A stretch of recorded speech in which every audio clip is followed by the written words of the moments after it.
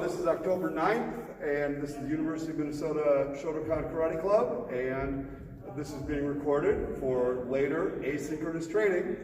We have people in class, we have people on Zoom. Let's get started. Line up. As much as it is. Sure. Let's start formal.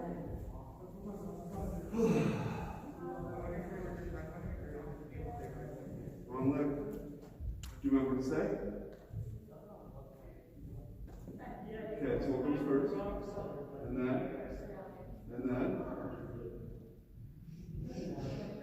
shoulder. And then, scissors. You okay? Good and loud.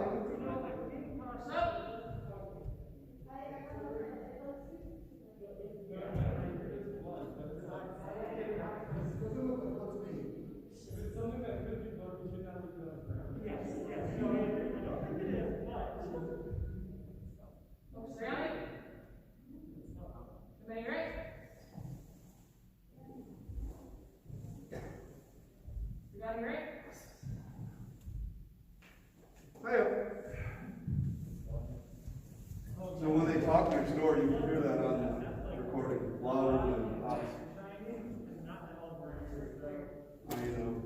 Pick up one foot, go around with your ankle and toes. Switch away. Other foot. Other way. Feet together around your knees. Other way. Feet apart, around your hips. Other way. Use your legs, pump your around. Switch.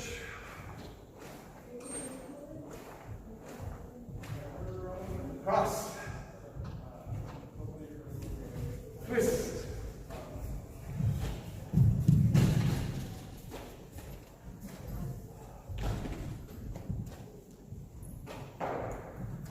Kick up your heels.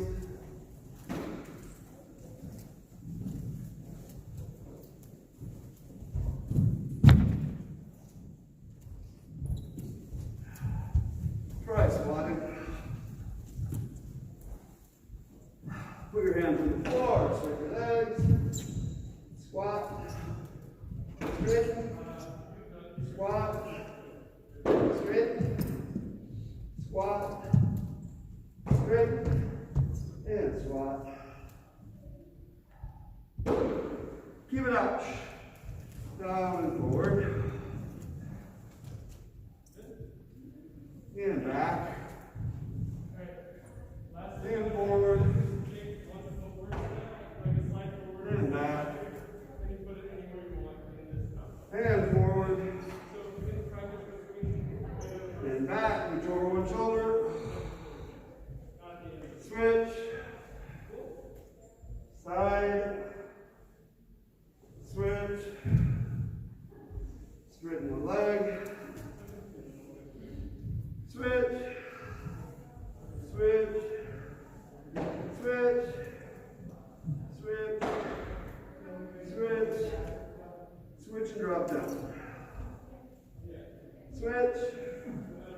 Switch. Switch. Switch. Switch. Switch.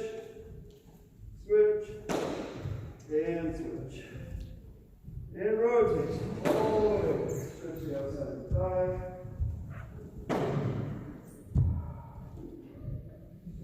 Back. Over. Back. Over. Back. Over. And back. Switch over the other side. All the way over. Stretch the outside. Repeat.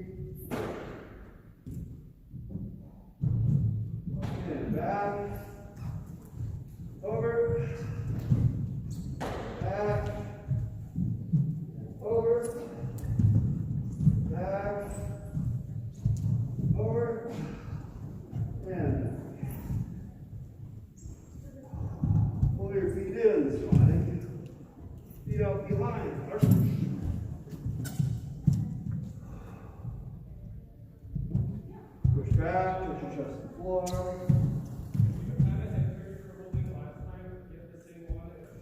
Go again.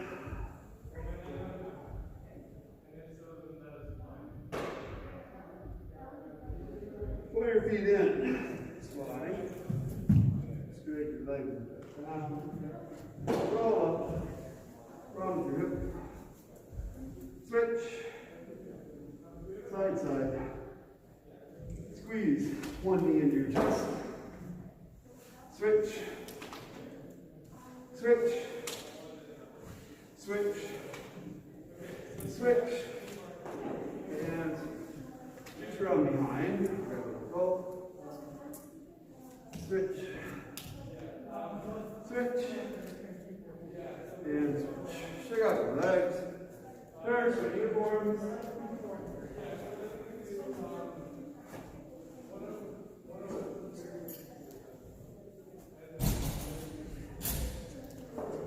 Once again, forgot to put my phone on airplane mode, and somebody calls in and screws up the recording.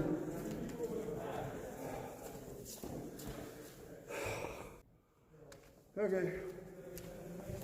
So this first session is always supposed to be more of a beginner class. We don't actually have any beginners. But we can still do more basic concepts and transition to more advanced testing, more advanced kata in the second session. So, let's back up just a little bit. And feet together. Out. Second position. Left arm open to your side. Imagine energy coming from your center forward towards the target. 1, 2, 3, 4, 5, 6, 7, 8, 9, 10, 1, 2, 3, 4, 5, 6, 7, 8, 9, 10. Round the arms. Switch. Imagine, if you can, that there are two parts to each technique. There's your initiation shot to start. If you can imagine it coming from your center, that is great. Try to do that. If you can involve your feet, that is great. But imagine it coming from your center. And then there's the impact shot when you hit. And you're going to time that with your drawing arm. So you initiate with a shot or a pull, doesn't matter. But at the end, it's almost 1, 2, 2, 2. That squeeze is the part that hits the target.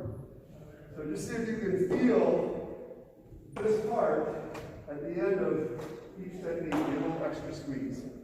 Left hand out, right hand to your side. Pull and squeeze. 1, squeeze. 2, 3, 4, 5, 6, 7, 8, 9, 10, 1, 2, 3, 4, 5, 6, 7, 8, 9, 10. Okay, rock down good.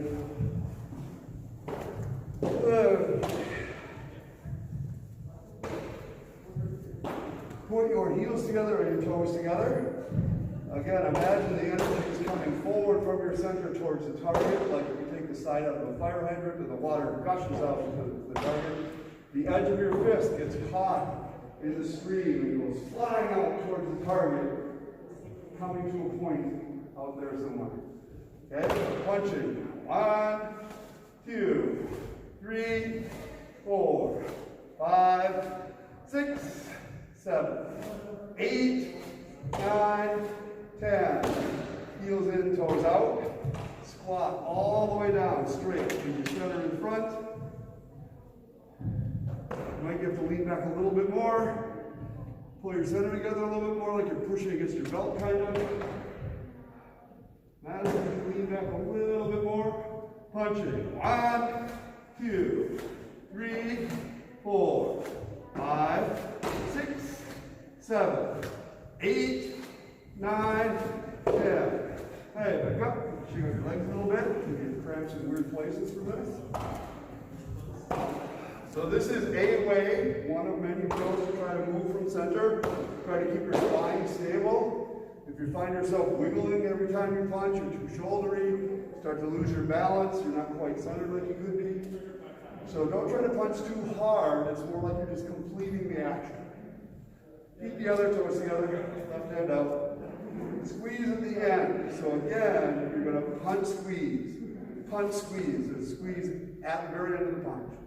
1, squeeze, 2, 3, 4, 5, 6, 7, 8, 9, 10. Toes out with your heels in. Squat straight down. Punch and squeeze. 1, 2, 3, 4, 5, 6, 7, 8, 9, 10. Guide.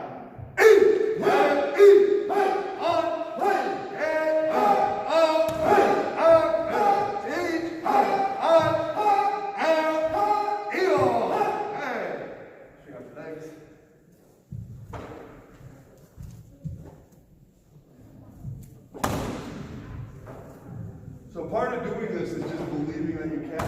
There's many drills that are like that, but most common is I tell people to sit straight down, and almost always they do this, because they're trying to keep their balance. Sit this way, your head, your sit bone, and your heels stay in line, and then you go back up again. All of you can do it. If you were injured or had limited mobility in your knees or hips, that would be different. But you'll get it.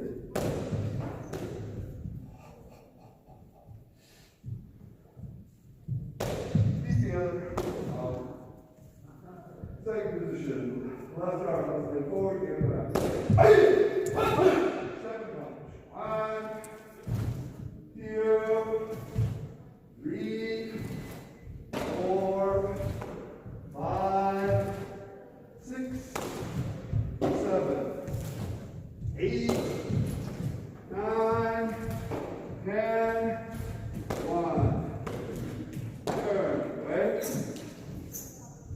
1, 2, 3, 4, 5, 6, 7, 8, 9, 10, 1, 2, 3.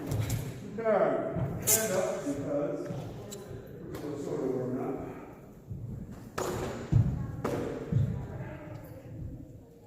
Remembering that the energy comes from your center and from your feet. We're going to break this into 2 counts. You're going to go 1, project forward, almost done but not quite. And then your leg is going to shot. 2, finish your punch. So you're going to go out this far. Squeeze your elbows and knees into the center. 2, finish. Finish dragging out and doing your punch. Take up. Left leg forward. 2 counts. 1, elbows in. Drive off your back heel. 2, squeeze. 1, 2. 1, 2. 1, 2, 1, 2. In this position, your left hip is pushing forward towards the target, and your right hand is pulling back. Between these, it should get tighter and tighter and tighter. So some of you get here, and it gets looser, and I want it to get tighter when you punch. So close together. 1. Your right hip is going to drive forward as you punch. 2. Better. 1, 2. 1, 2. 1, 2. 1, 2. 1, 2.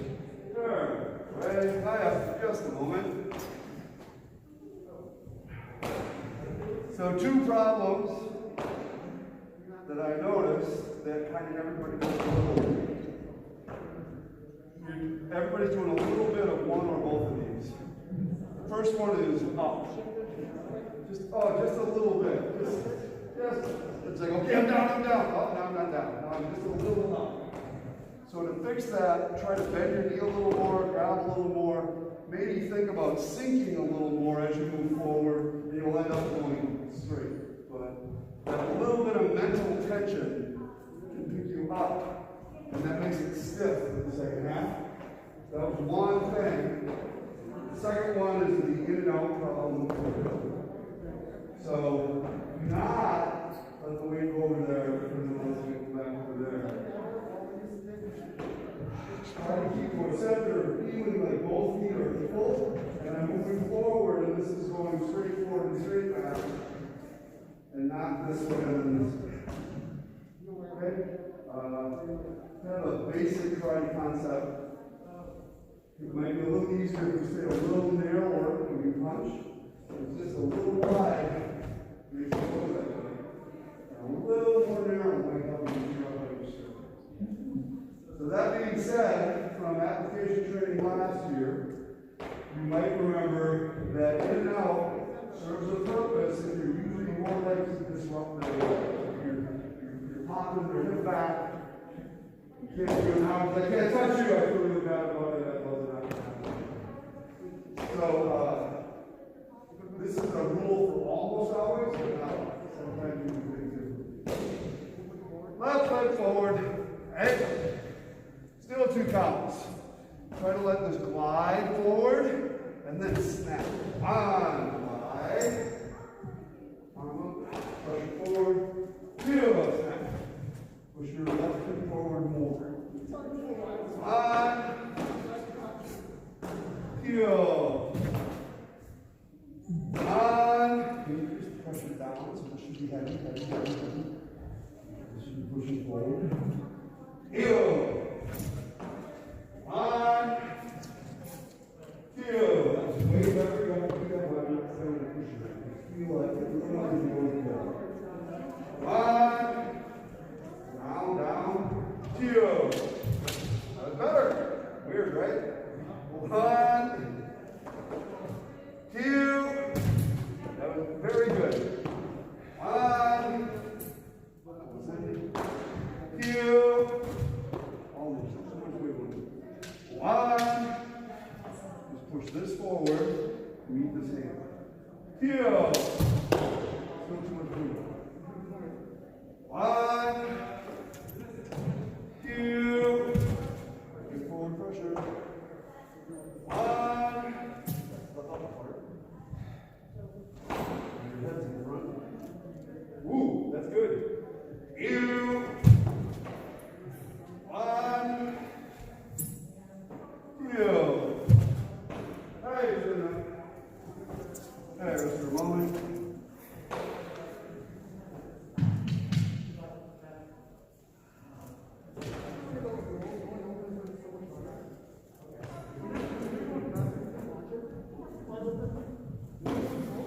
Three concepts. This combines the last two concepts. The concept where you have to stay level, you have to move from center, you have to shock from your center, you have to pull together. That's both concepts. So you're going to start here. You're going to go 1, like this. 2, drop down to your back when you almost touch the ground. 3, punch from here. 1, 2, 3. Get lines up your bones to aim towards the target. So when I tell you that you're doing too much wiggling, it means that I want you to hit a point with this from my center to my back heel this way. And it doesn't help you go this way. It's very confusing because sometimes there is shock in people's legs and shock in their hips, but it all should be conducive to the technique. It should help, not just wiggle because it looks good. So you can see this even among very advanced people.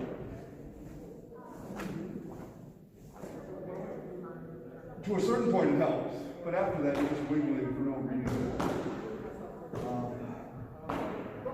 There are open out masters who practice wiggle, whoa, but they practice hitting an arm until they can start to feel the projection go through, so this catches this timing. So, generally the JK doesn't have such a big wiggle, although there were exceptions where some people really love it. But what I have come away with understanding is still it's got to be aiming towards hitting the target. It doesn't help hit the target, doesn't do any good. Oh, the line is. I want to move through the middle of my bones. So I'm here, everything's good. I'm here, everything's good. And then up, I'm off just a little bit. And you'll feel it. You won't feel forward at all. You'll feel crooked. So it should run down both thighs and both backs of your legs through the middle of your bones towards the target. Here we go. Left leg forward. Just step forward and do not punch. 1. Drop straight down like that drill we did at the beginning. 2. Wrap your elbow in a little bit. 3. Punch. 1, 2, 3. 1, 2, 3. Hang up for a second. After 3, when you step forward, you absolutely get to come up. So don't try to stay so far down to the ground that you can't move. So after I go 1, 2, 3, do not try to stay so low that your legs give out. There is another training method that looks like that. We're not doing that right now, so don't do that. I would say though, that as you rise from wherever you are, it's still going towards the target and not just something up. And then you can go back down. So, left leg forward. 1, drop straight down and wrap your arm in. 2, 3, punch and squeeze. 1, almost. 2, drop down. 3, 1, 2, 3. That was very good. 1, 2, tall spine. 3, 1, 2, 3. Other hand. 1, 2, 3. 1, 2, 3. Turn up. Check out your legs a little bit. So we're done doing that for a while. This is later in the semester. We can go back and forth and back and forth. But for the first part of the year, that's enough.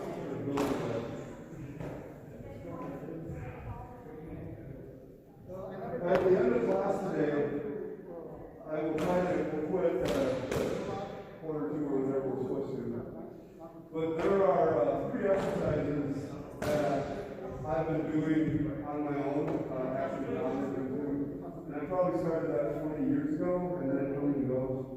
And I think I showed some of you the hip squats and push-ups and bridging. And if you want to make your legs really, really strong and useful, it's a thing you can do on your day off or after class. Please don't do it before class. That will make you stronger. If you don't want to learn it, just stay on it right now.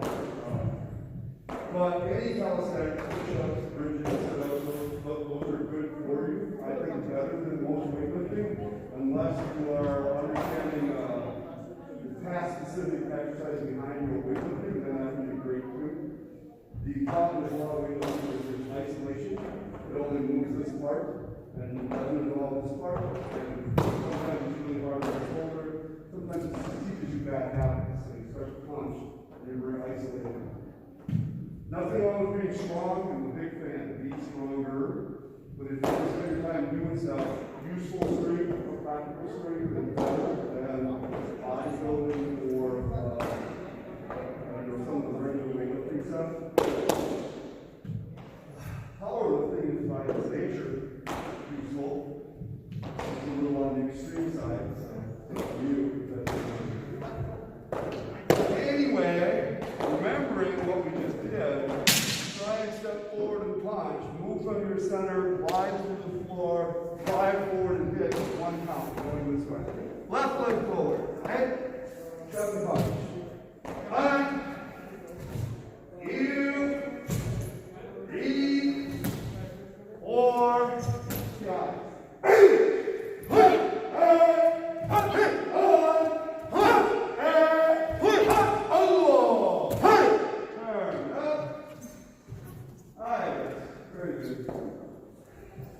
On a different day,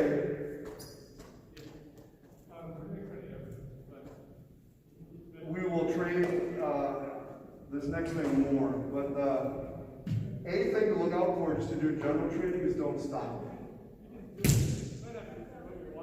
Sometimes it feels cool because it makes you move a little bit, makes noise, but there's 2 or 3 things that cause stopping and they're all bad.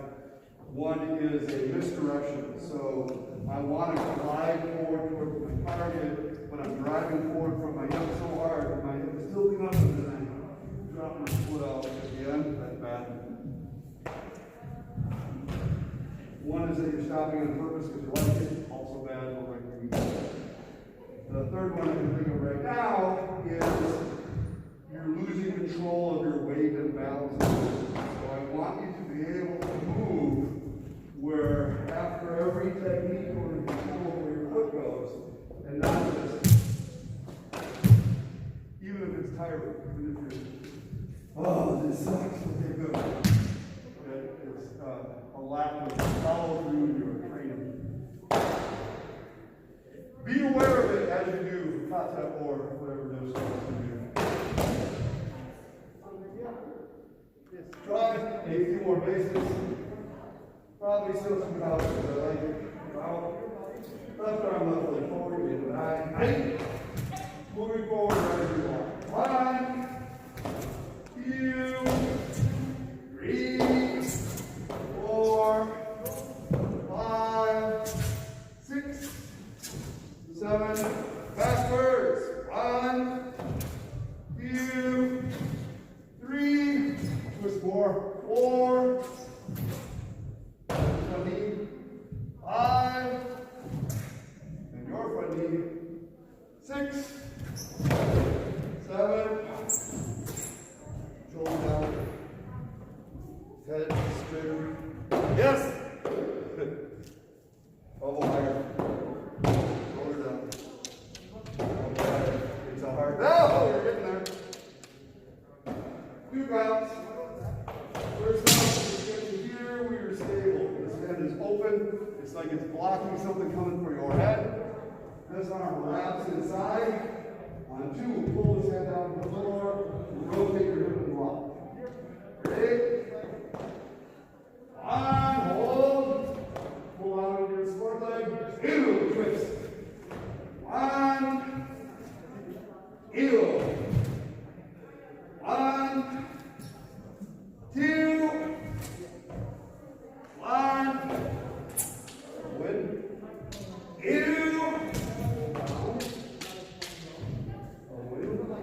On. 2. We're down. There you go. 1. 2. You're pushing this part towards you. 1. 2. Backwards, try 2 counts. Moving backwards is a little different. Pick up your front heel just slightly and reach behind.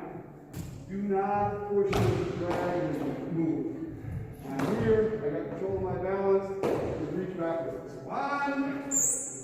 Twist your hip and drop into your back foot. Ew, twist. 1. Ew. 1. 2.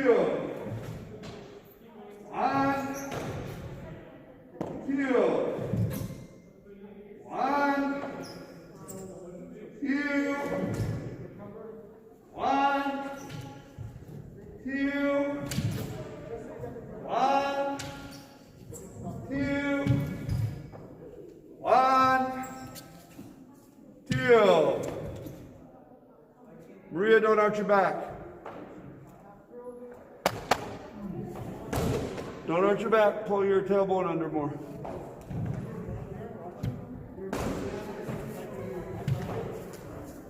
Right, for a second. Okay, we're going to go forward, we're going to do the same drill.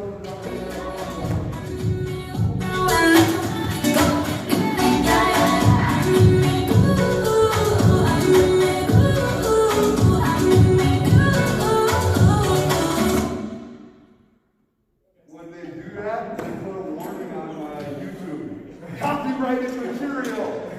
You know, they want to blank it out or something. I don't want it there, dude. So this is what I noticed moving backwards is that, and this got way better, so I didn't say anything because it was going better. You're in a position here, and what I want this to do is stay stable as you reach. And what many of you did was struggle just a little bit to get started, so it was kind of off center. But after we did a few, it got smoother and better, so that's kind of the nature of training that's fantastic. 3 counts this time. You're going to go 1, pull down the floor, 2, pull down the floor, 3. 1, 2, 3. As you move, try to make it smooth from here to here, and not where you bump to get started. Oh, I did notice something going backwards. This is super common. For whatever reason, your orientation gets off just a little bit. So what I want you to be able to do is to reach back and then drive whatever you're going to do. But what a lot of people do is they get this far and they figure out, well, and then they have to change that to settle back in. So when you catch that, try to not do the up part.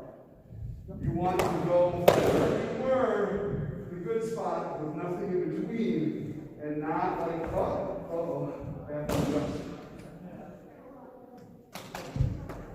Yep. So even though this is true a lot, even though your arm is pushing away from your body, you don't expand your body. You contract it to back up the impact. If you do it too much, it inhibits your motion. If you don't do it at all, you get this big. So, this is a thing that has to do with blocking and very obvious and rising blocks. As you would think, the more effort you put in, the more you reach, the more you stretch, the stronger it's going to be. That's not true. You're beyond the point where you can hold it. You're in a very weak place. So you have to figure out how to pull together in that framework and shock within your strength. Don't keep reaching out to touch with blocks or punches. Easier to understand when you have a partner, which we do not have, but maybe someday. Feet together, left arm, left leg forward, right? And let's put up your front push. You're going to switch your arms and move forward. 1, step third. 2, pull up the ground. 3, pull again. 1, 2, 3. 1, 2. Don't arch. Just have to tuck up. 3. 1. Yep, all the way back. Move. 2, 3. Much better. Wrap this all the way in a tiny bit more. Now you're coming towards the middle. 1. Towards the middle. Pull your hand back. 2. 3. 1. 2.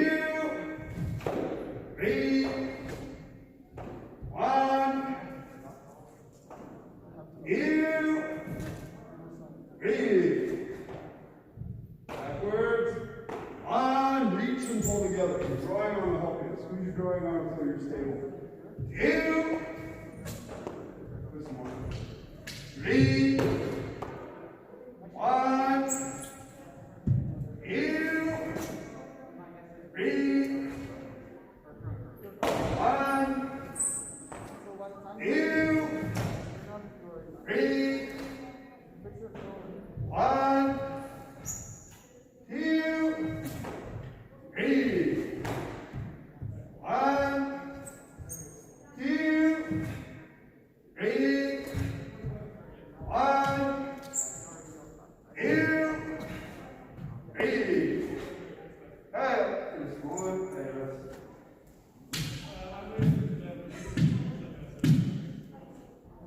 one. You can hold this stick. So, for any motion, put it on my head and hang on to it for you.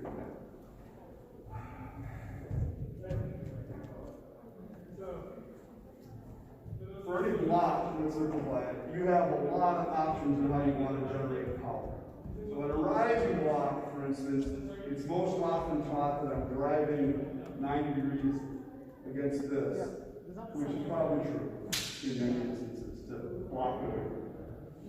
There are, the other extreme to that is that I'm pulling this technique past me. So this is coming here, but my block is just redirecting it, especially if I'm moving back. If I'm moving back, I just want it out of the way so I can hit it. I'm not going to waste a lot of time pushing into it if I'm already moving out of the way. Going forward is different.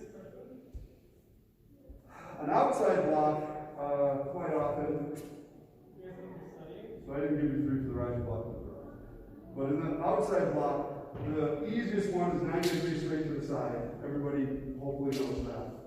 The second one is pulling back past you, driving it that way, which is really a feeling of the guy punching you. You go like, whoa, what happened to my arm? It's pulling it through, and it gives you that split second to counter. And the third one is driving it back in away from you. Depending on what you want to do, that tends to create more of a disruption. Unless the guy's not committed to the punch, so it won't really do anything to him. But it's interesting to play with those 3 on all blocks so that you can use the one you need at that moment. But the thing they all have in common is my body center has to direct the energy. And sometimes when you twist, you're twisting and it had no purpose. And you twist back here, and it had no purpose. And I want you to think that there is a reason your center of mass or your center of mass hits the target when you put, even if it's a tiny motion, your body hits the target. So keep it in mind as we do more of these.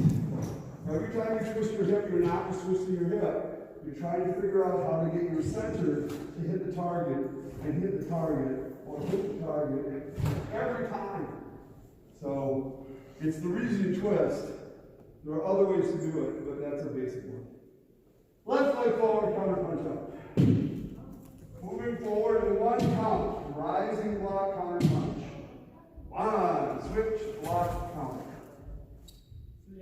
Pull your drawing arm back, keep your head up, pull your front foot in. Get a little deeper. Yep. 2, switch, block, counter. Yep, you need a more energetic switch. 3, switch, block, counter.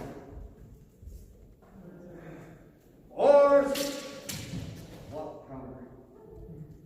5, switch, move your hand, move it. Pull it out of the way. So I'm going to hit this, and you're going to pull your hand out of the way. 1, pull.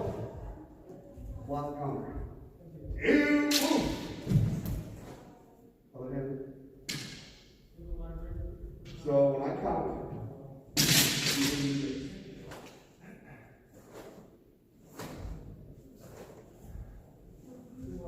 1, 2. Right it off. Right. Yep. So there's 3 actions that you count. Moving backwards, got the same thing. 1, block, counter, block.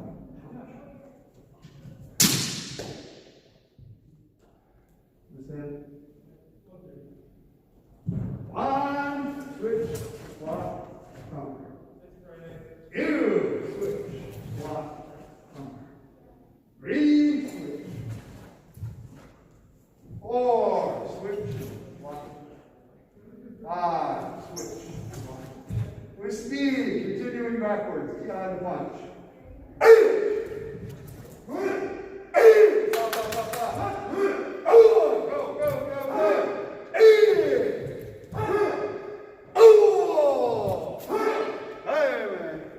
High reps. That was much better. Hung wrote to me. Hung says, I broke my hand. He's got a picture of his cast here. So I will probably be absent from training for several weeks, unless I can still train without using my right hand and right arm. So there's a picture of his broken hand. You can do it.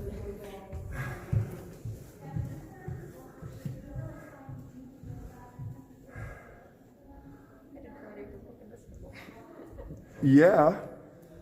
All right. Are people back on? Hey, Maria. Uh-oh. Uh-oh. There we go. Okay. So yes, I will write to Hung and I will tell him that he can train mostly with just kicks. There's a famous story. Good thing we always have time for stories. Kanazawa. Does everybody know about Kanazawa? He was going to be in it was either the first or the second All Japan Karate Championship, right? Been training 6 hours a day. The guy is blood and guts. His mom comes to watch as he invited his family. Broke his hand. In a cast. Mom, I can't compete. I'm sorry you came all this way. She said, I thought you said you do karate with your whole body. Why can't you do it without just his hand? So he took the wrapping off and he competed. And I think he got first or second place. Some people say scoring many points with his broken hand. I have a hard time believing that. Having had broken limbs, I bet that hand was away from people a lot. And a hairline fracture or something is different than something that distorts your arm too. But there was an instructor from South America that was from the JKA, and this lady brought him her son, who was 10 or 12 or something, and said, can you do karate? And as it happens, he had no hands. And like in mid forearm or down by his wrist. I don't know if they're amputated, he was born without them. And at first he wanted to say no, because he didn't know how to deal with it. He's like, geez, I never saw this before, what do I do? But then he remembered the story. You do karate with your whole body, of course. Yes, you can train. And he said he was tempted to tell him, just to do kicks. But he said, that's not karate, so you got to use your whole body. And he said he eventually developed very effective arm motions, especially with blocks and strikes. Probably not with punching. But the instructor learned as he went what the potential was for everybody. So, Hung's just a winner. Just keep that as a note. All right, we're going to kick just for 2 minutes, and we'll take a break. Left leg forward. Front snap kick. 1,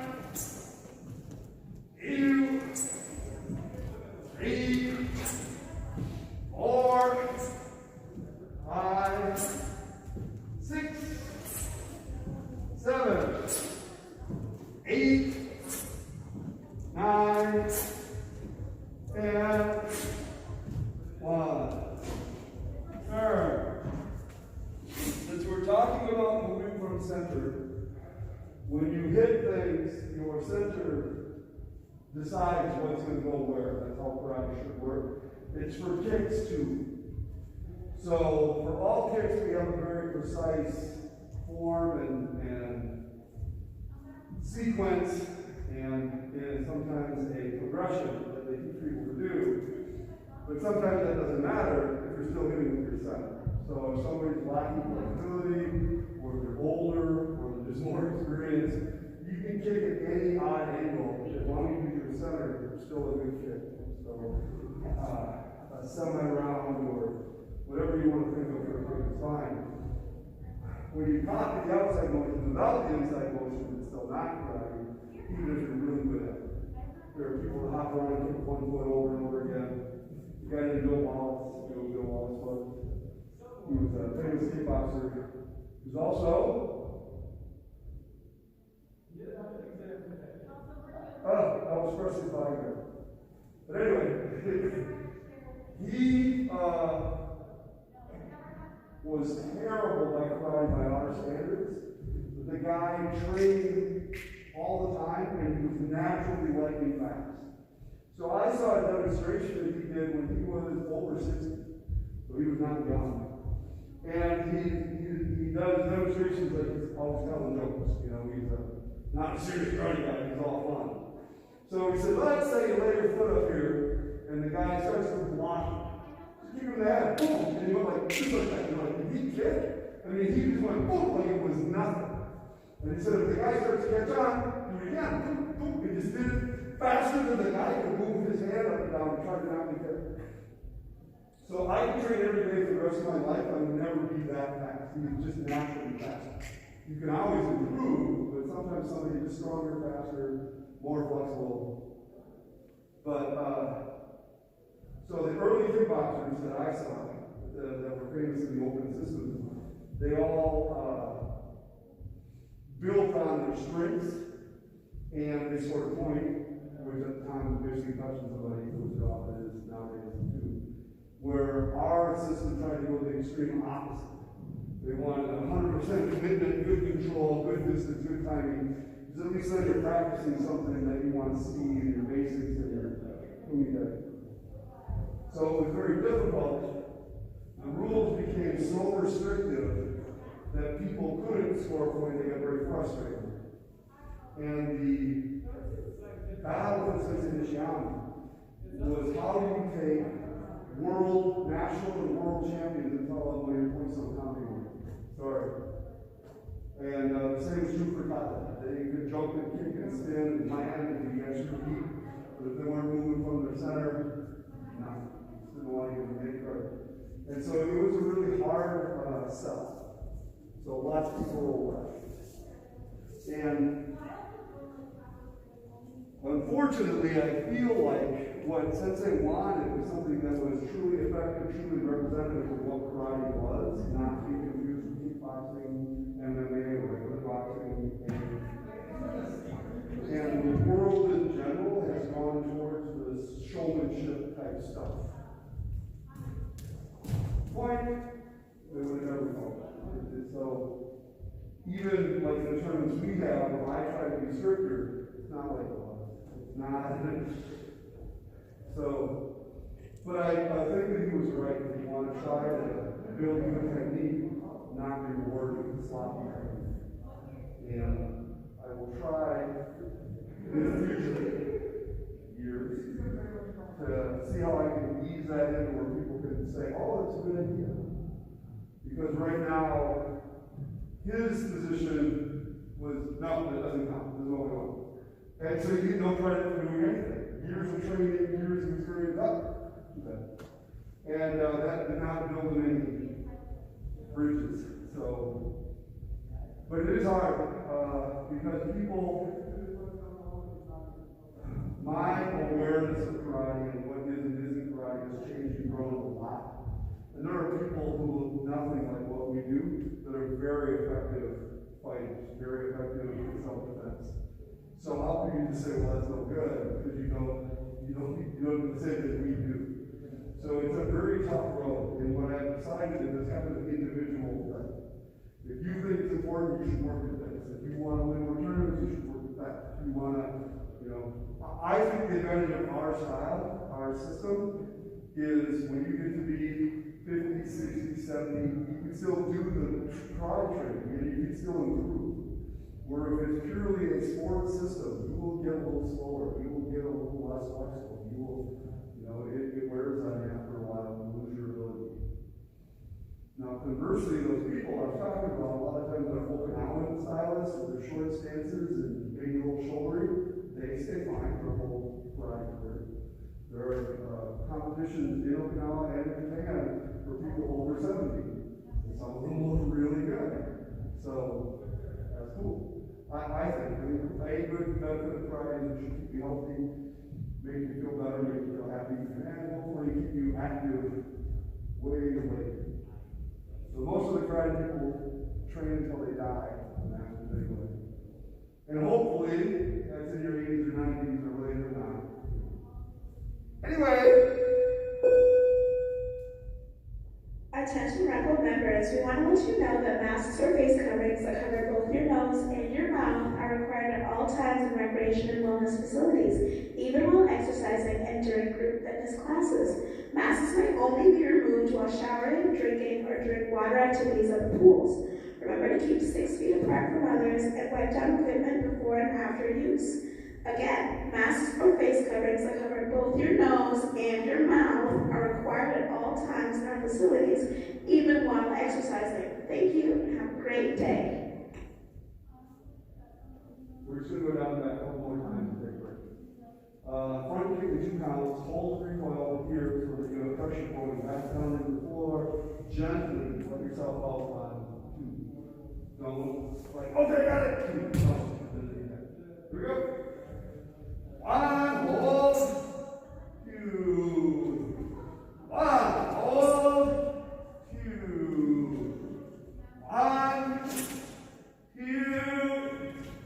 1, 2. 1, 2. 1. Now on 2, punch. 2. Recover. 1, 2. Recover. 1, 2. 1, 2. Over. 1, 2. Other hand. Yep. You did great while I was watching you. Recover. 1, 2. Turn, 1 count. Turn, 1 punch. 1, kick punch. 2, 3, 4, finish your punch. No more. 5, turn, 7, punch.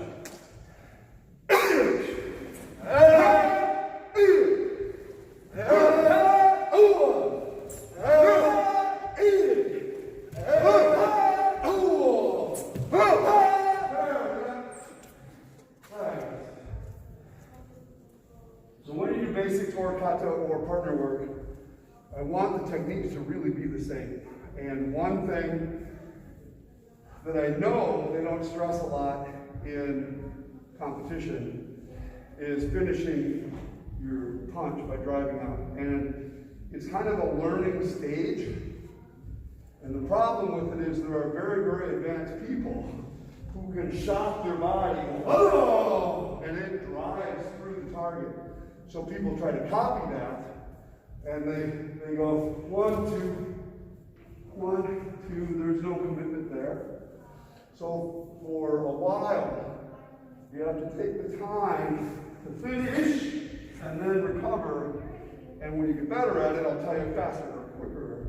You'll start to feel when you deliver that energy. And sometimes you don't because you didn't hit the guy. Sometimes you do. There he is, halfway through. So there's a whole really cool set of training drills about focusing here, where he's too far away, or moving on to the next technique. But none of them you will learn until 1 or 2. So finish your arms and legs. 5-minute break. Thank you all. Let's get some water. It's kind of sad to have a rec center with no water. There's no water machine, they can't wash their face.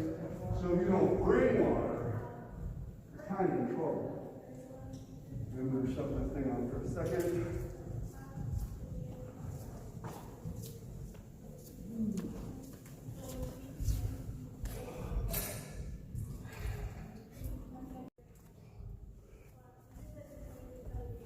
Everybody ready?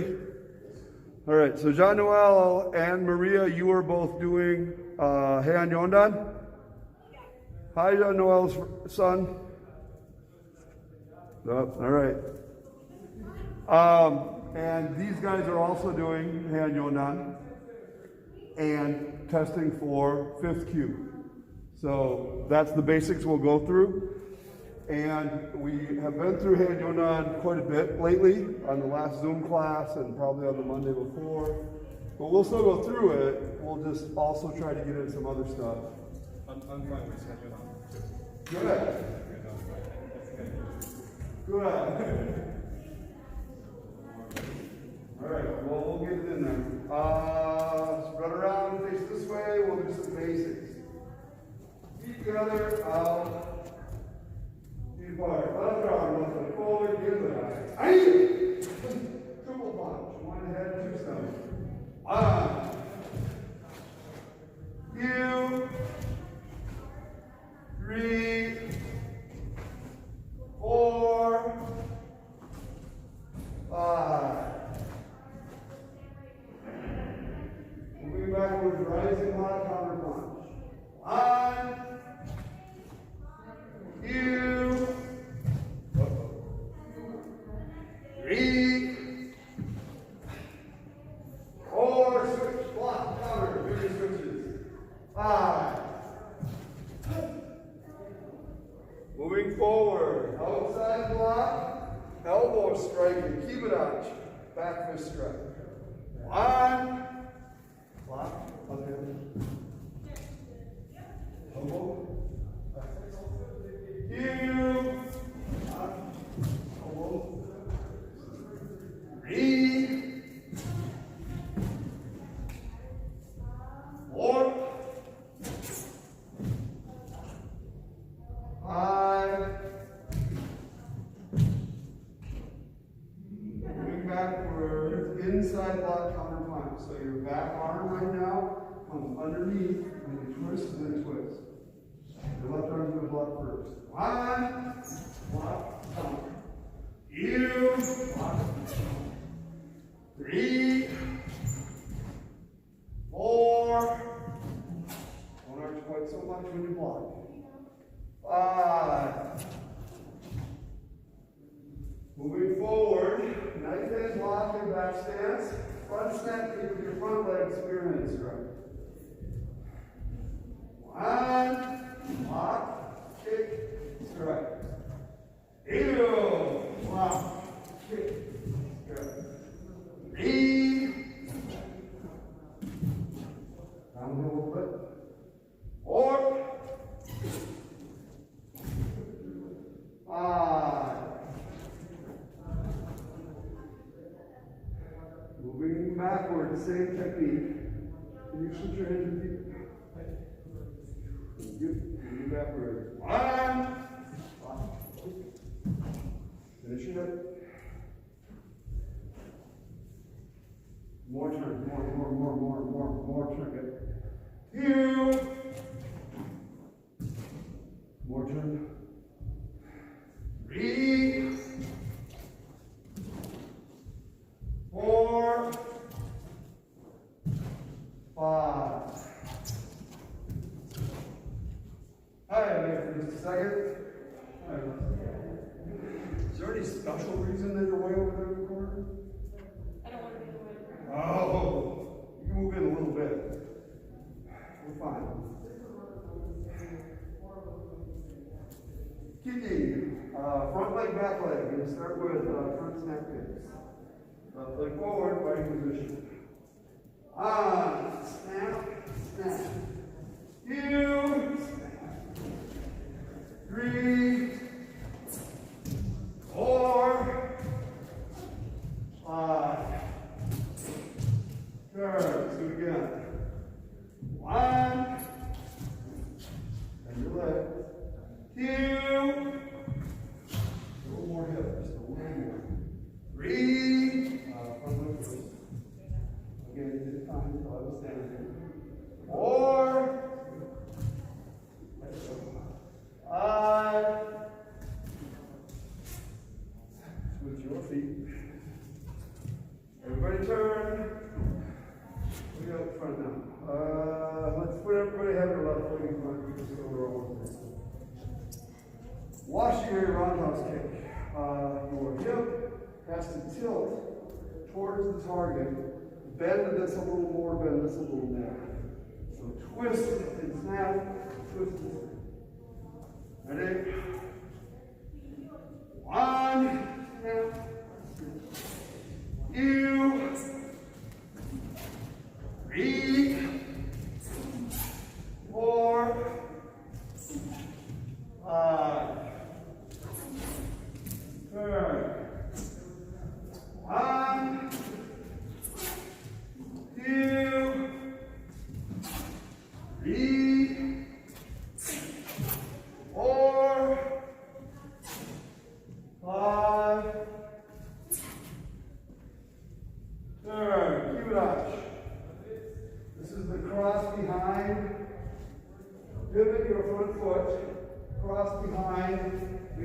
back thrust at the target. 1, 2, 3, bend your support leg more. Yep. 4, 5. So you two, after you cross, turn your hip a little bit more towards the floor. Just a little bit, it's floating the wrong way. Facing to your left. 1. That's pretty good. 2. Arms up. 3. Arms up. 4. Turn your hips up. 5. Turn it up. There. The next thing is there's a back thrust kick. We're going to practice that for a little bit because we don't do very many, or haven't lately anyway.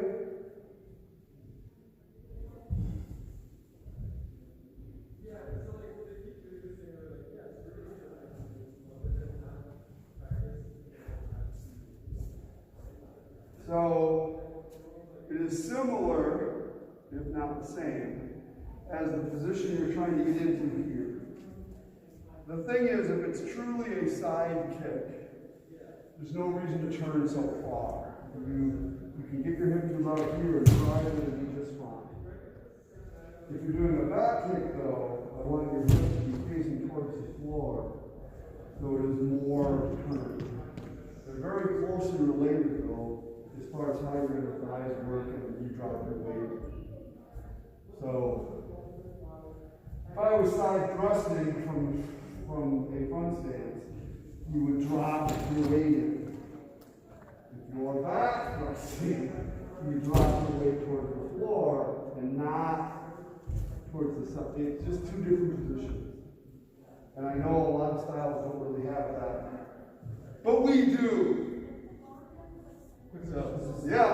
Are we supposed to look at the body or not? I would. What if it moves? Yes, you should always look at the target. Sometimes it's not that practical. So when you're first learning either the side kick or the back thrust, you should be watching so you can see what you hit. But if you turn your hip a lot, I get that you can't quite see. Keep looking with your eye to the side. If you're doing a spinning back kick, there is lots of argument about what's best, what works best, when you look, where you look. For a while, they always said look first, your body follows your head. But it tends to turn you too far, and it's a little bit of a tell. If you're looking first and then going, they know something's coming. So then they came up with this brilliant idea that you should be staring at the target and kick. Don't turn your head at all, or turn it way late. And that is not mechanically a good idea. It's not a bad training thing to do once in a while, but it's not a great thing for your body. So there's this guy that used to score lots of points with his back kick, and I asked him, you know, when they said to look first, they said to look second, they said to do this, but he says, I don't even look. He said, if my foot didn't hit the gi, then I missed. So he targets, and he hits that spot without looking, which is true of a lot of things. So he just spins and kicks it. Now, if you're moving, let's say you're going that way, he knows that. So he aims over there. Oh, he kicks over there, assuming you're going to get there. Wow. So it's just a split-second thing. But you can do that with lots of other stuff, too. But in general, watch where you're going. That's my thing. Watch where you're going. It'll help with your balance. It'll help with your direction. So anyway, start here. Put your feet together. You're going to put your hands like this, kind of like an augmented block. So they start in front of you. They're going to cross to your right. You're going to kick with your right. And they stay there as you kick. And eventually, when you spin, your arms are going to fold in so they're next thing. Don't let your arms flop. That would be bad.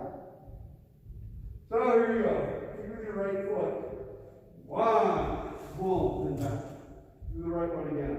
2, one more time. 3, other side. 1, 2, 3. When you kick, turn your hip towards the floor, not towards the target.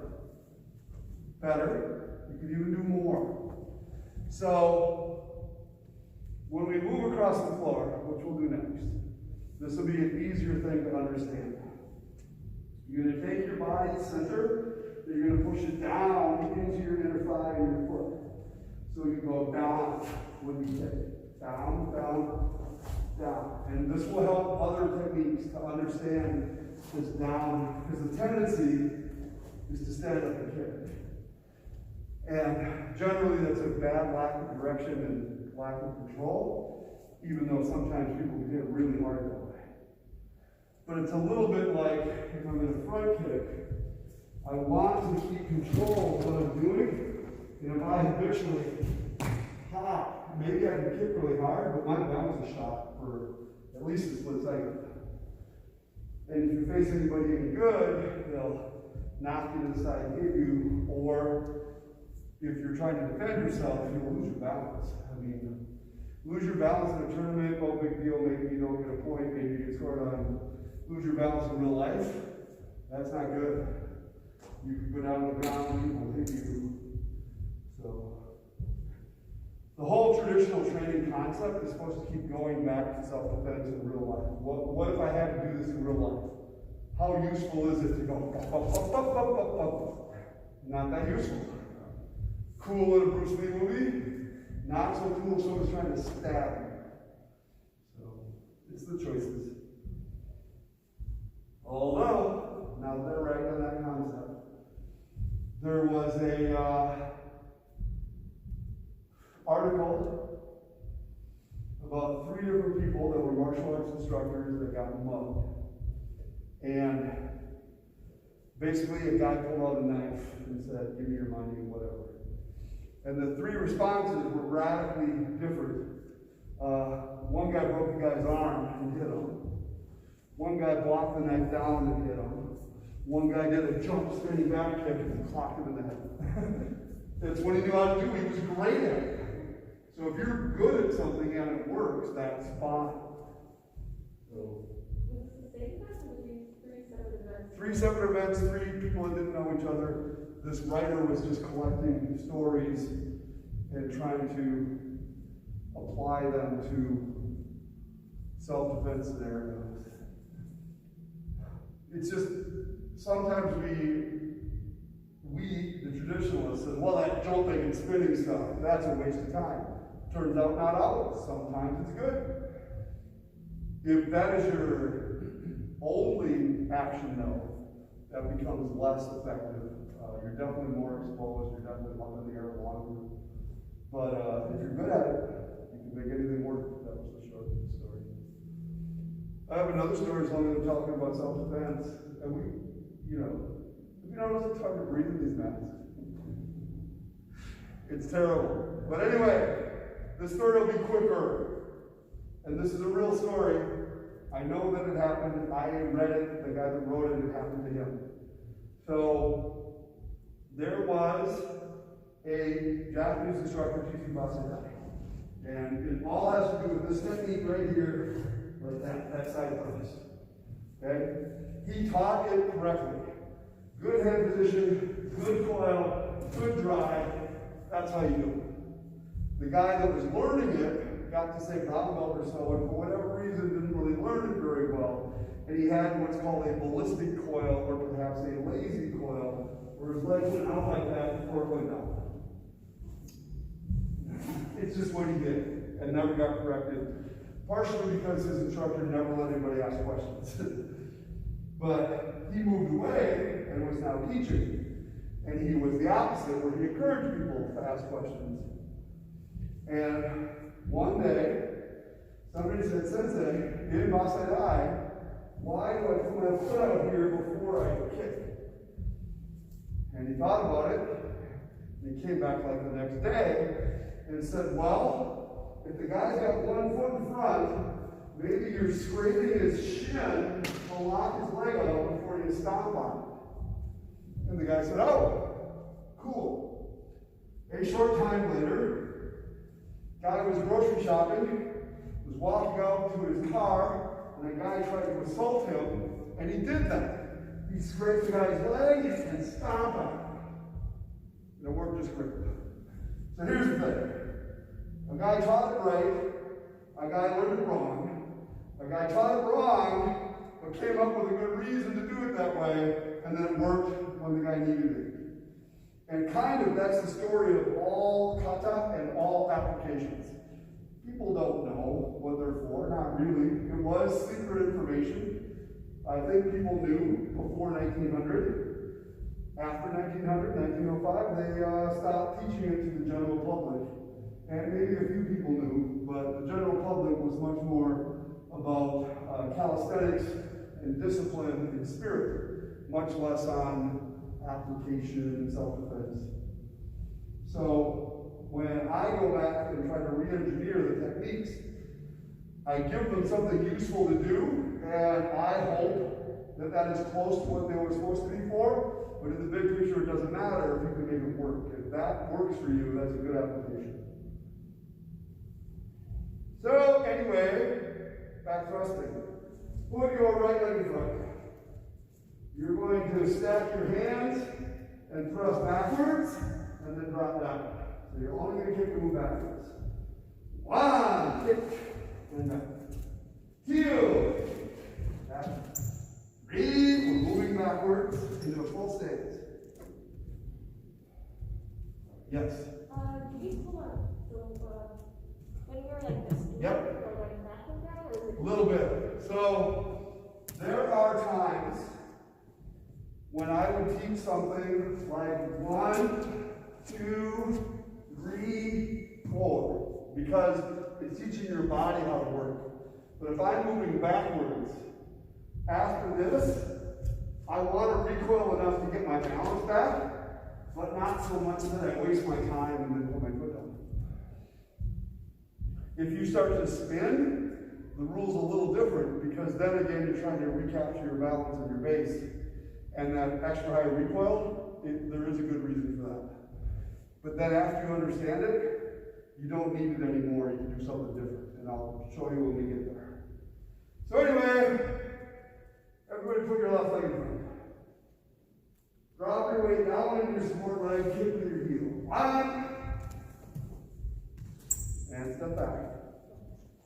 2, 3. There. How's your legs?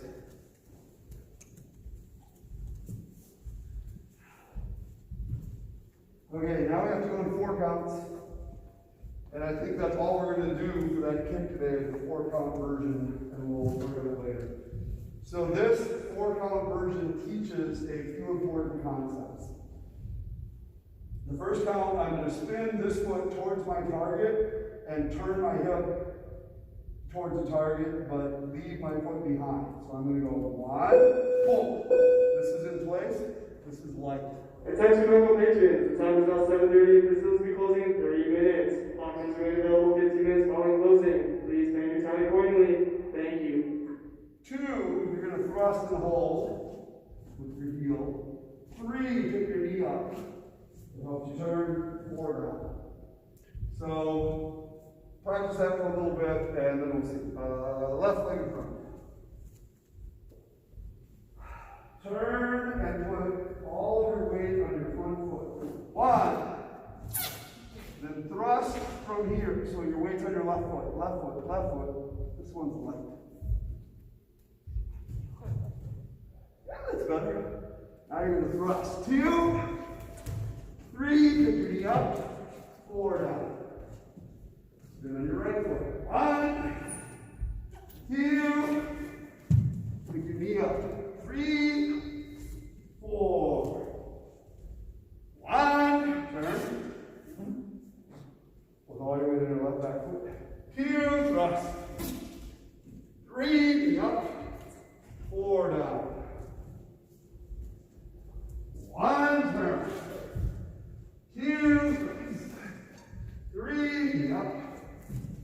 4 down, knee up higher.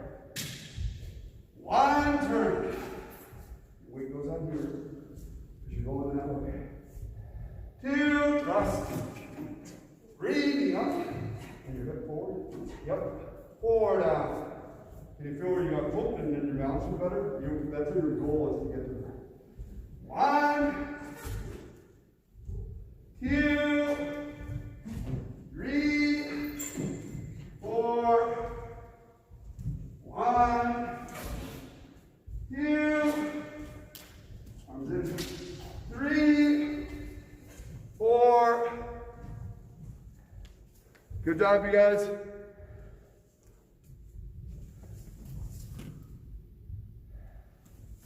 Somebody else signed on, but they're blanked out.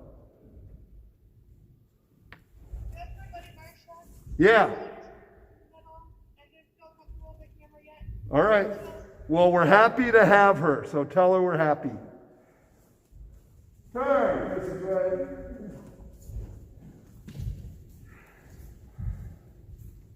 So, you could feel when you get your knee up that it straighten your body out better.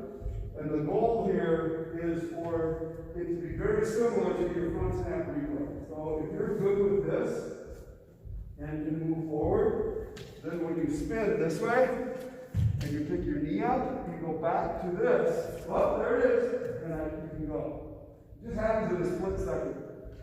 And the sensation on recalling any of those thrusts is not that you're just pulling your foot back and then trying to turn. My knee goes up and my body goes towards my target. So that, to me, this is an important series to work on, these 4 counts, so you start to understand how they work. I mentioned that after you get that part, after you get this part, 1, 2, 3, you don't need that. You can lay out this thrust, increase the pressure, and drive from here without any of that. But it is harder to learn, so I would suggest you pick your knee up until your body starts to recover, and then you'll figure it out. Here we go. Left leg in front. Turn. 1, front. 2, 3, up. 4, back. 1, 2, 3, 4. Awesome. 1, 2, arms in like we're moving like this. 3, 4. Good job. 1, 2, 3, 4 down. Great, your head up 2.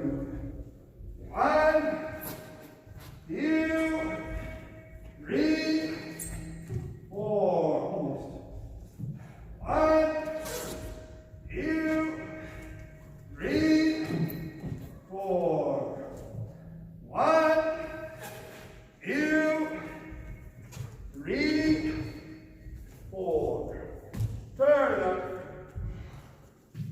So that is my favorite sequence for teaching the back thrust. My next one is develop this leg, and this leg is going to be light and snappy. So this stays this way, and you do a front snap kick. Okay, I got that. This was smooth, this leg's in charge, boom. Then you back thrust, where your heel comes up to your butt, and you just tilt. Remember how that felt, and do it this way. And you'll get to the same spot. You see how it kind of teaches you to get there? So eventually, you pretend like the turn's not even there. I'm just keeping you in a straight line. How I got there doesn't matter. People get really concerned about the turn.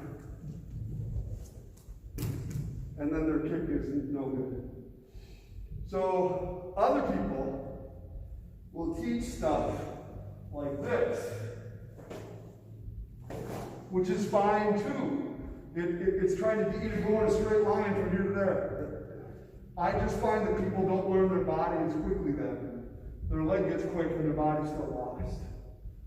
So just keep doing it my way, and everything will be fine. All right, and this task there is one combination. Left leg forward fighting stance, front snap kick. And we're going to move into hold the recoil. One, hold the recoil, roundhouse kick, two, counter punch, three, and recover. One, hold, two, hold, three, punch. One, hold, two, three, punch. Almost finish more. Like this is turning into here. Recover. One, two, three, four. Turn the way.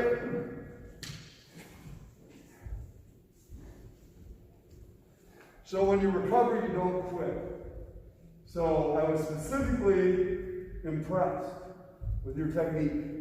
I was going like, wow, that's really good. Wow, she's got it. Recover. And then you just quit. So instead of that, do one more thing. Right here, in. Just that little bit of mental, physical, I'm going in.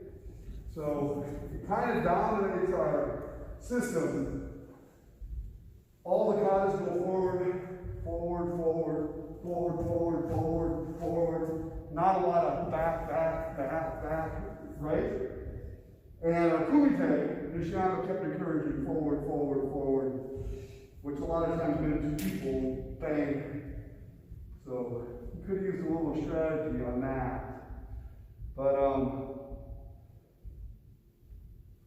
particularly galling is the idea that you're just going to escape.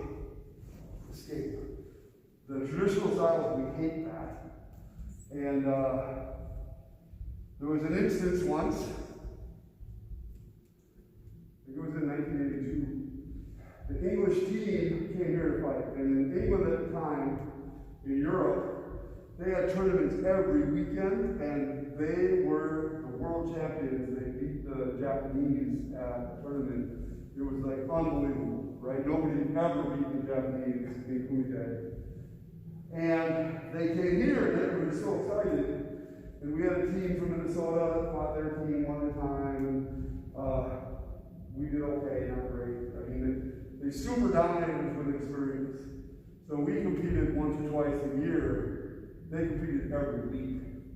So our guys went out there like, yeah, I wonder what's going to happen. And the guy was just nailed. I mean, there wasn't a lot of context to it.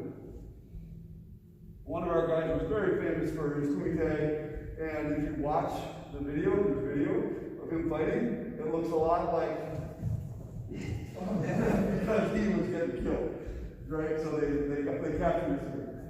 But there was a guy from California who was Mr. Tricky. Boom! Catching a point. And the guy, English guy, he fights me like that on drop. Guess what? He did fight him like that, and he did drop him. Because he felt it was an insult, that he wasn't even going to try, that it was a game of tag.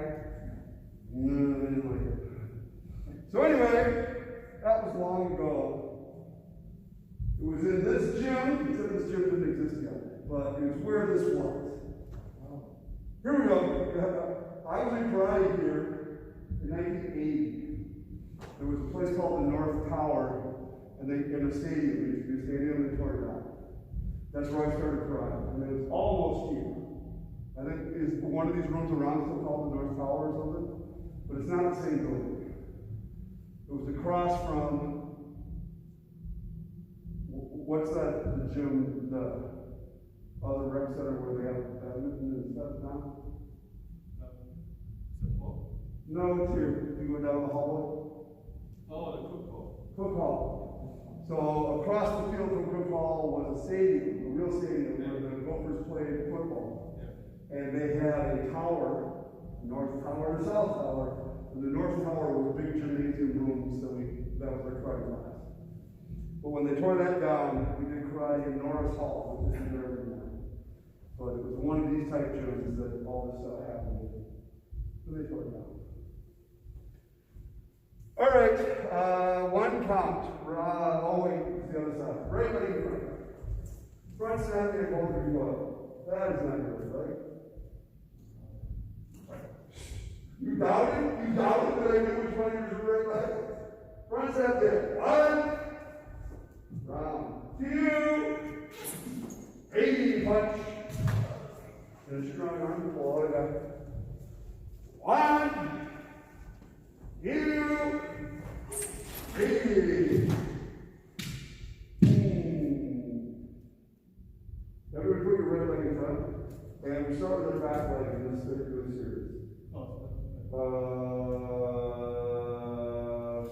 There you go. Back. One. Snap. Two. Round. Three. Punch. Finish. Keep your head up. Cover. One. Front snap. Two. Roundhouse. Three. Punch. Jean-Noel, you have to do a better roundhouse with your hip more sideways and not so much straight up and down. One, snap. Good recoils for both of you. That was good. Two, around.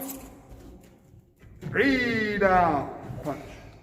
Turn the way. One count. Front kick, roundhouse, kick, arm, punch. One. Relax your shoulders. Breathe. Two, front, round. Three, front, round, punch. Let's try a couple with speed.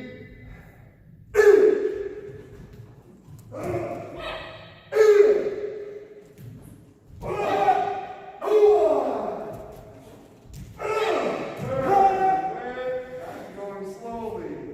One, front, round, punch. Two, front, round, punch.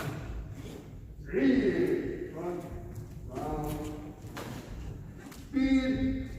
Wait, it's not yet. I'm going to go with speed. Ready?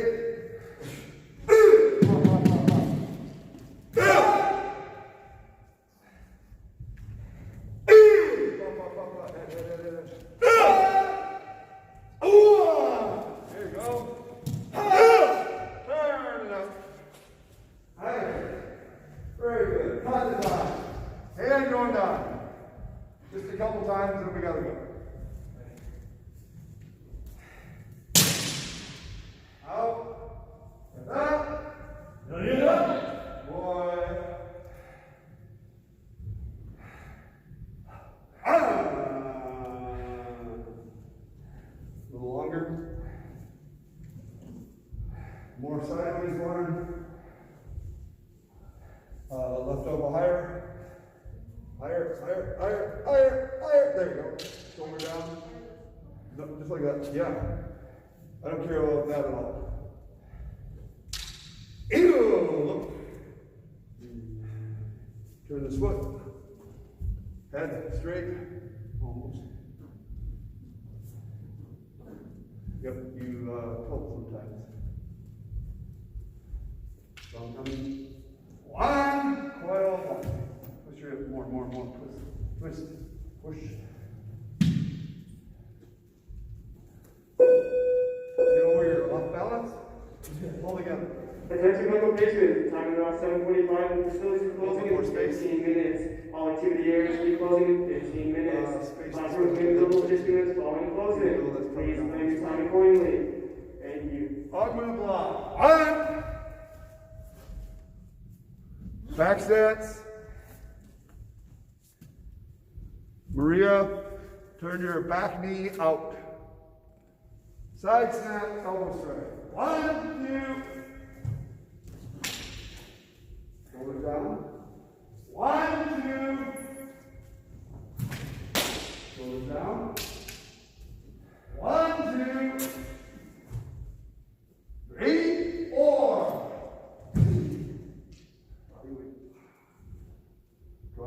No, that's way better. This shoulder's a little off. Pull it across. 1, turn. 2,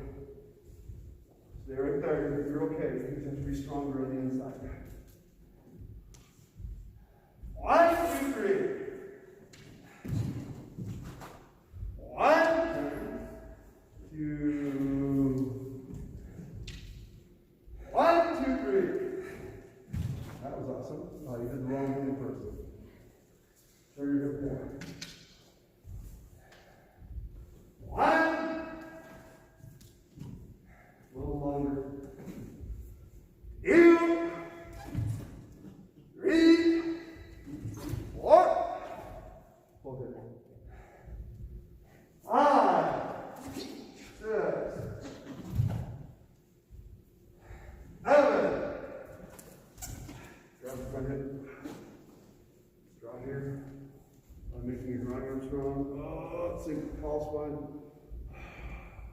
Better? Yep. All right, we're gonna end class. Just an informal bow, feet together. Oh, together, right? Thank you all for training. Class dismissed. If you want to take 5 minutes to learn these exercises, or even 3 minutes, I'll show you now. You don't have to do them. They are not hard, but they are, what's different about the first set, the Hindu squats, is your legs will be sore, like the whole, way different than leg presses or something else that you did. So there's 2 parts, the first, or three parts. First part are your arms. They're kind of weird. You're going to pull into your chest and keep reaching and then swing them. So, and as you do that, you inhale on this part, exhale. So this is like a rowing machine kind of. You pull, but then it goes behind you to swing. So it's a little weird action, but the arm swing is super important that you get that part. So if you're down here on the ground, you're going to swing your arms, and that's what's going to help you up. And you exhale. You go like that. So try just that part. Start down here. Swing your arms. You feel like your fingers are going to brush the ground and stand up. Yep, there you go. So here's the coordination part. You inhale and you pull your arms and you kneel this way. Do that. And then go.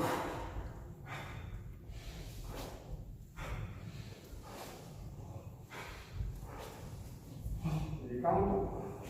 1, 2, 3, 4, 5, 6, 7, 8, 9, 10, 1. How many to do? Like 10 or 15. So most karate people should be able to do 30 or 40, and then your legs will really hurt the next day. John and I had built up to where we were doing 300 and 325 and 340. That's a heck of a workout.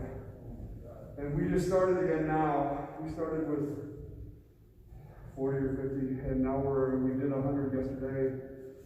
Trying to do 100 today. So you kind of bump up, and then you stay there for a while. 2 to 3 days, then go up a few more, 2 to 3 days. But it's very good exercise. The next one is, so that's called Hindu squats, because the guy learned it from people from India. So. The next part is called a Hindu push-up. It's very challenging if you can't do a push-up in the first place. I'm not looking at you. I'm just saying, some people have trouble with it. And it also works from your knees, but it works way better with a padded floor. From your knees on the wood is really hard to do. But for this, you put your feet apart, lock out your legs, and put your hands out here, and you want a straight line from your hands to your hips. So you're stretching this way by looking underneath.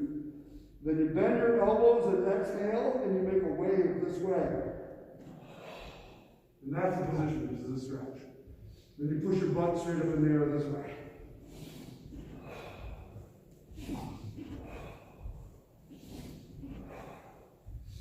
And those are kind of fun too, in your push-ups. The third one is bridging. Don't really want to do it on the floor.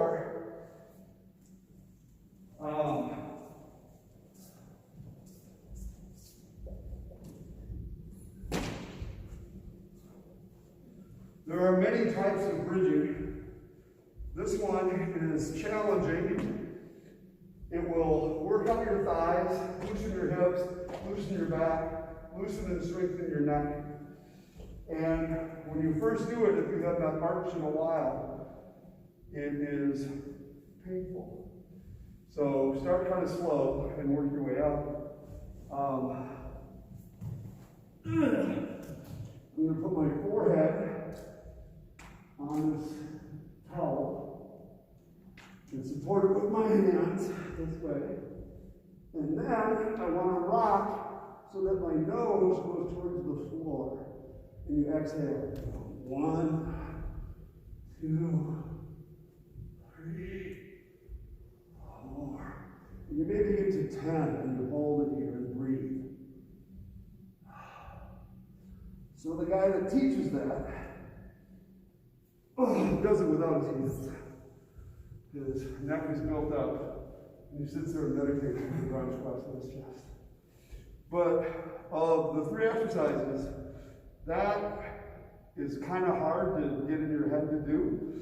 But when I stand up, I feel straighter. It's like, oh, I'm straight now. Or before, maybe I was just something about it where I feel taller. So there are more exercises, but those 3 are the core, and you can experiment with them and see how they go. I figured it's going to say that the thing, Heian Yondan, Yes, has something to do with that. a little bit, but not really. This is more of a learning thing than a strength thing. So there are people with, I don't remember who was at I think you guys were both at the Zoom class when I was talking about moving from center and how it's a theme for Heian Yondan. I've taught it before. But the idea is my center should be able to reach without me adjusting and then moving. But this is true for all karate. This happens to show up here. So if I can squeeze this and move my foot, it doesn't take a lot of strength. It takes the right leverage, the right how do I move here. So if you stand with your feet apart and look straight ahead, put your arms in front like you're going to do the kata. Just stand, make pressure down to the floor. There you go, stay down to the floor. Ooh, that's good. Down to the floor. Now look to your left and drop into your stance slowly. Uh-oh, wait. There's no leverage there. You have to keep it. You had it. Get your head up. Pressure down. Now just go slowly and keep that. Maybe just step in and keep it up first. That'll be easier. So there's no turning. Okay. Get back a little taller. Stay. Keep it up. No, all the way. Stand up again. Yep. Pressure down. Sit down, put your left foot up. A little too fast. Go slower. Pressure down and reach out. Reach. A little better. And strong. Just a little. So it's a leverage. It's not it's a thing you can learn. Attention member patrons, the time is now 7:55. The facility will be closing in 5 minutes. Locker rooms may be available 15 minutes following closing. Please complete your activities and plans to exit the building no longer than 8:15. This is how you tell a good karate person from a bad one, or a more developed one from a. And you can see it sometimes when people walk.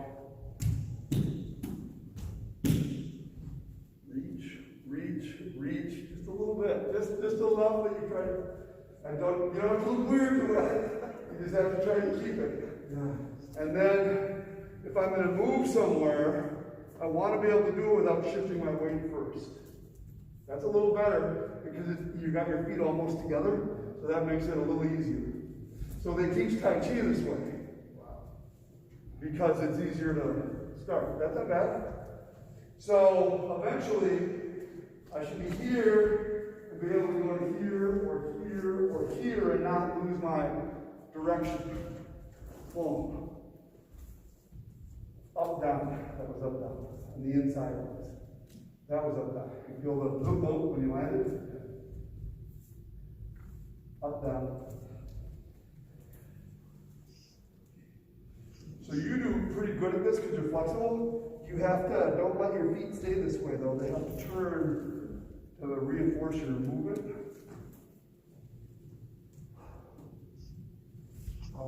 I kind of understand, but your body needs to respond now. Yeah, and we'll do more drills where we go forwards and stuff, where it's almost the same thing.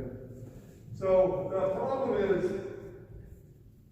some stuff you can tell people over and over and over again, and they don't get it until they're ready to get it. So you can tell, it's not like you train for 10 years, and then they tell you the secrets. No, it's the same as the first day. When they say, keep your good structure, relax your shoulders, move from the ground, it's the same thing. It's just one day ago. Oh, I get it. Oh! It's not that. It's different. It's like the first time Wednesday, I actually understood, I used to have problems. with Expand contract. There you go. Not, I got it Wednesday. Yeah. It says, how am Yeah. Zoom. Yep. All right. Bye-bye, guys. Thank you. Thank you, Sensei. Bye-bye, John Noel. Bye-bye, Maria. Bye-bye, person. Varsha. Varsha? Is that her name? Oh, hey. Hi. You're welcome to come anytime. Have you had karate before? Have you had karate before? I've done taekwondo in the past. She does taekwondo. Lots of people do. And then, no, and changing over can sometimes be really hard, even though you think it won't be. It can be really hard. But I'm glad that you're here. Keep coming. Bye, everybody. Thank you. Let's see. Leave.